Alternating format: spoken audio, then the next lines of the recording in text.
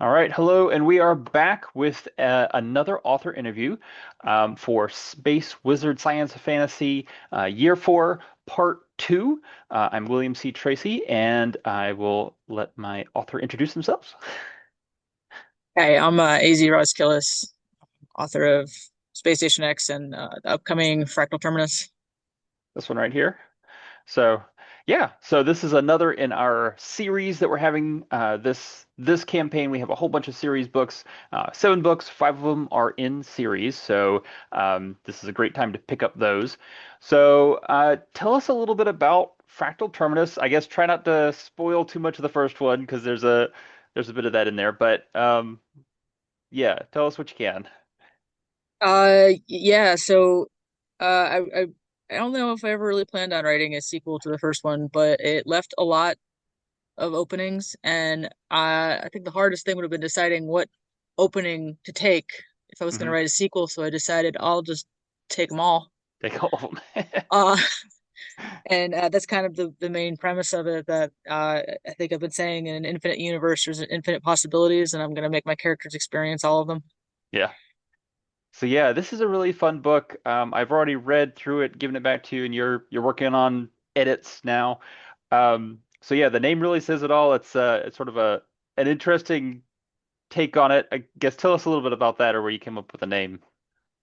Well, I mean, it's almost an oxymoron, right? Fractals don't Yeah, terminate, but right. I mean, there's this idea that everything kind of just splits off and repeats itself constantly, and there's been a lot of butterfly effect and alternate universe and multiverse and stuff like that that's been kind of coming around a lot of media lately. So I'm not saying that I'm copying any of that, but it's a known concept, and I like the idea of repeating patterns and fractal chaos kind of showing itself on a grander scale. And this idea that, I mean, it doesn't really end, it just propagates forever and ever, kind of makes you think, well, what would it look like if it ended? So that's kind of where the overall thought process came in there. Yeah. And I really like this format. It's definitely different. It's a different style of book. There is sort of an overall story to it, but it's broken up, and you'll have to read it for yourself and find out all the different possibilities that happen in it. But it's still focused on Jackson Saunders, pretty much. Yeah. Like those are still our pair. So I guess their relationship grows and deepens a little bit in this one. Can you give us some non-spoilery stuff about what happens? Sure. Well, in the very first one, it was a lot about my characters kind of come to terms with what would have driven them to the edges of the galaxy and realizing that they had valid reasons for their own travels out there, but sometimes you have to consider what the person next to you is going through as well. But there was still a lot of growth that they needed to go through, particularly Jax. She's isolated herself in a space station for a decade. She doesn't really like people, and she's suddenly thrust into a situation where she has to be with people. She's so it's a little bit more exploration about her returning to humanity despite the inability to be anywhere close to what's actually humanity, but she has to kind of reintegrate herself. And at the same time, I don't know if I was expecting Saunders to be as in-depth a character as she's turned out to be, but she has a lot going on that needed to kind of be delved into, and what makes her who she is as a person. So it's an opportunity to see how they actually are as people as they start to really figure out what they mean to each other. Yeah. And I guess not to get into too much, but we also have more of a cast of characters this time because the first book was pretty much just them sort of on the run, and you saw a little bit of other characters. So we now have a little bit more background for some of those other characters too, which I really like about this book. So, Yeah, I uh, only had three characters in the first book if yeah, you include the station. right. But right, this was my opportunity to actually have a cast of characters, and I know that that's a popular concept in a lot of books is having a big cast, but I kind of wanted this cast to be discovered at the same rate that Jax would discover them. So she didn't really care whose face she walked past in the first book, and now she has to care. So as Jax discovers them, the reader discovers them as well. Yeah. And we actually did a bit of editing on this one to cut some of that down because A I little bit, really yeah. like that. Yeah, because we had one of the storylines in here was a lot of that introduction to the characters, and there was a lot of really good characterization in there, but it was also maybe about 30,000 words too long or or something like Don't that. worry, I condensed it. Yeah, we kept the best parts. Yeah, exactly. So I am really excited for this one.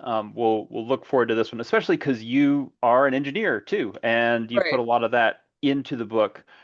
There's some other sort of fiddly bits that come up with this one in terms of the engineering. The first one was mainly focused on just the station itself, and operation. This one, I don't know, any fun tidbits do you sort of put in from the engineering perspective in this one? Um, there's something or other that I may have had to have calculate using some fluid dynamics Yeah, I knowledge was of gonna say mine fluid that dynamics. Yeah. I had to kind of keep in mind in general. A little bit of orbital mechanics in there as well. Um, digging deep into some of the college courses that I've long since let go stale, but Yeah. that'll probably make more sense if somebody reads it. Yeah. I have long said I despise fluid mechanics and heat transfer. Those are my two hated subjects in engineering. Yeah, Um, those came up a bit in this one. yeah. But very important in space and wherever a space station may be found. Right, right. So cool. Well, so this is the second book in the series. Um, I guess would you say people have to read the first one before they read this one, or could they just jump into this second one? Um, you probably don't. I mean, it'd probably be nice if you're into understanding what's going on, and it it certainly has grown beyond what I think I was expecting it was going to be. So the first one kind of is the first drop of water in the still pond, and then the ripples start to go out. But you can probably pick up enough if you wanted to. But honestly, the first one was fun to write, and Mhm. I hope people have fun reading it. So I think that having the understanding of how much fun can be had in the first one sets the stage for how much fun can go forward. Yeah. And terror as well. I mean, it's Right. supposed to be a little bit of both. I was gonna say there's a lot of terror in the first one too, and Yeah, there's some in the second one. There's definitely a lot in the second one too. I Uh, may have cranked it up a bit. Yeah, yeah, it's a different feeling. The first one's very sort of running around on a space station, confined and that yeah. sort of horror movie. This one has a different feeling to the horror. More I don't know, more existential maybe. It's dealing with infinity and It was very much the horrors of the infinite universe, kind of making you stare into the middle distance a little too long, kind of thing. So yeah, there's some existential in there. Yeah, so definitely pick this one up. We've got a special tier in this campaign, so you can get all the series starters. And so that one will have Space Station X and Fractal Terminus in it. So you can get both of those. If you haven't read the first one, you can start on the series. If you have read the first one, just pick up Fractal Terminus and keep on with it. It's a great story.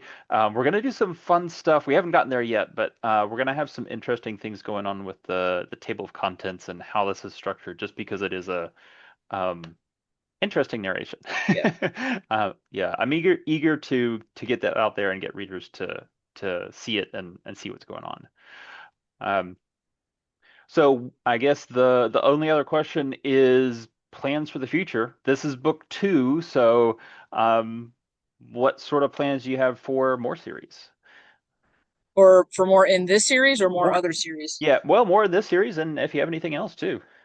Yeah, I actually have for one started trying to see if there's anything in me beyond just these particular characters. That one's still in the works, but we've kind of discussed there's a couple other books in line with Jackson Saunders and their adventures. They're in various levels of already written to still draft. I don't know if I had any more than four in me about this one, but once this one wraps up, there's certainly an opportunity for this story to keep going, kind of like the same with the ripples in the pond, where you can Yeah. just wait for it to all smooth over. But I certainly have more to tell on this storyline if we go. Well, cool. Yeah, I'm looking forward to it, and they're all very different too. Like the first book has a different feeling than the second book, and from what we've talked about in other meetings, it sounds like the third and potentially maybe fourth book have some different feelings to them too. So, A little but bit. still looking at Jackson Saunders and their relationship and how that goes around. Still some lesbians in space.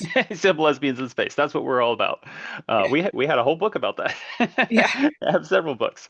Um, but yeah, it's been great talking to you. So this will, like I said, you'll be able to pick up the first book and the second book in the campaign. Definitely check this out. It has some great stories in it. You may even be able to jump into it if you haven't read the first one, but I would definitely recommend reading the first one. It's a great I'd sell it at markets. I say lesbian comedy horror on a space station. People are like, "Yep, all right, I'll buy it." Um, I guess the other comparison is Gideon the Ninth. If you've read that one, this one's a similar sort of feel, but a little bit more sciency rather than the sort of fantasy necromancer and Gideon. Um, all right, any final thoughts for us? Anything else about I don't know what you want to do? Favorite part of the book? Actually, the first one had some good banter in it. This one I've got some new characters that make some really fun banter. That's probably my favorite part right now is some of the back and forth, especially as Jack starts to make friends, Yeah, which she probably didn't think that she could do. yeah. And that actually has probably been the most fun I've had with this particular book. Yeah. Yeah, there is one character in there I particularly like. Um, yeah. And I guess I'll leave you with another little tantalizing hint. Both of us happen to be beekeepers. Oh Um, yeah. and Oh there's a yeah. there's a little bit of that in this second book. So watch out for that when you read Fractal That Terminus. that that's turning into probably one of my favorite parts. Yeah. Yes. Very, very fun. All right. It's been great talking to you. So, everybody go check out the campaign. You'll see this before it starts. We're doing a launch party. So, we'll have interviews with all seven authors. I hope. We've have at least six of them scheduled right now. So we'll have interviews with everybody. We're going to start on November the 12th, and we're going to be part of the Book Bazaar, which is a big multi-campaign campaign that's going to run November to December. So check out these books. Get Space Station X. Get Fractal Terminus, and enjoy some lesbian comedy horror in space. All right, that's it. Hey, thanks, guys.